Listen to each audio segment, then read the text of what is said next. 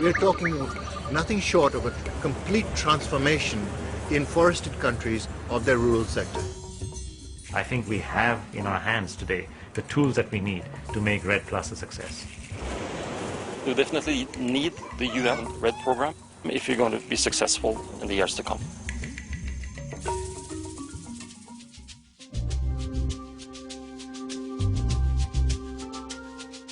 UN REDD is a multilateral program of 3 UN agencies, FAO, UNDP and UNEP, that are trying to support countries in their REDD preparedness and at the same level are trying to give it a global framework to REDD.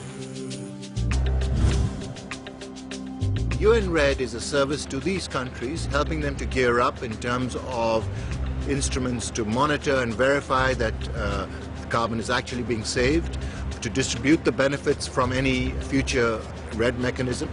The UN REDD program is a unique collaboration in the UN system. It's not only the mitigation, it's also securing and improving livelihoods.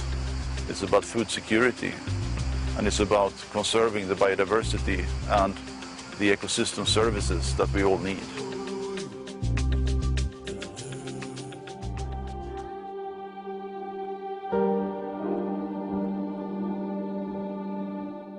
In order to avoid the worst risks of climate change, we should be aiming to hold temperature increases to 2 degrees centigrade. Tropical forests store 25% of terrestrial carbon. Not only that, but they are in fact sucking in other words, absorbing a 15% share of the amount that we emit, 32 gigatons every year. The sad thing is that, of course, we are losing these self-same tropical forests, and that instead of being a huge mitigation engine, they've become a source of emission thanks to deforestation. We have to find a way of putting a value to these forests. If ever there was a scheme that allowed you to have your cake and eat it too, it's REDD.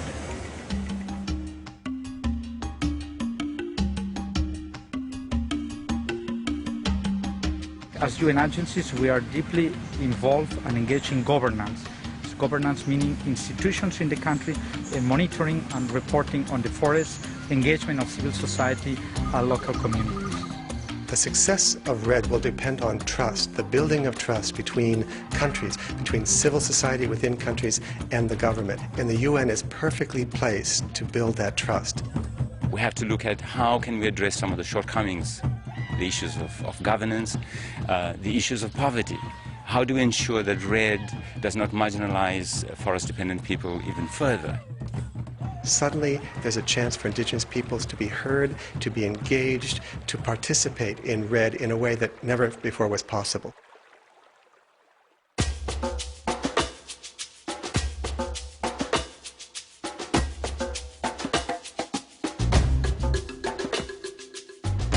What's exciting with joining the UN REDD program is that we benefit actually from a lot of capacity building and learning from other countries. Ecuador has one of the highest deforestation rates in Latin America, and therefore it is a priority for our country to reduce the deforestation. I think the UN REDD program will give us technical support and also the possibility to learn by doing with the countries. The UN REDD program, they also take care of poverty reduction, biodiversity conservation and governance. At the end of the day, I think we'll be very successful in reducing emissions from deforestation and forest degradation, which is the ultimate goal. The biggest strength of the UN REDD program is that you have a focal point within the UN system that has representation in all tropical forest countries.